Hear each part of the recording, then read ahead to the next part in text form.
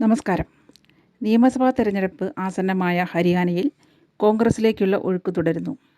കഴിഞ്ഞ നിയമസഭാ തെരഞ്ഞെടുപ്പിൽ ഹരിയാനയിലെ ഗുഡ്ഗാവ് നിയമസഭാ മണ്ഡലത്തിൽ സ്വതന്ത്രനായി മത്സരിച്ച് 48,638 വോട്ട് നേടി രണ്ടാം സ്ഥാനത്തെത്തിയ മോഹിത് മദൻലാൽ ഗ്രോവറാണ് സഹപ്രവർത്തകരോടൊപ്പം ഇന്ന് കോൺഗ്രസിൽ ചേർന്നത്. BJPയുടെയും JJPയുടെയും സംസ്ഥാനത്തെ വിവിധ മേഖലകളിൽ നിന്നുള്ള നിരവധി നേതാക്കളും പ്രവർത്തകരും ഇന്ന് കോൺഗ്രസിൽ ചേർന്നു.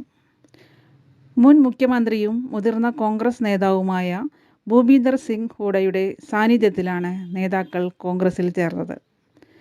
മോഹിത് ഗ്രോവർ എന്ന നേതാവിൻ്റെ കോൺഗ്രസിലേക്കുള്ള കടന്നുവരവ് കഴിഞ്ഞ 15 വർഷമായി പാർട്ടി വിജയിക്കാത്ത ഗുഡ്ഗാവ് നിയമസഭാ മണ്ഡലം BJPയിൽ നിന്നും പിടിച്ചെടുക്കാൻ സഹായകരമാകും.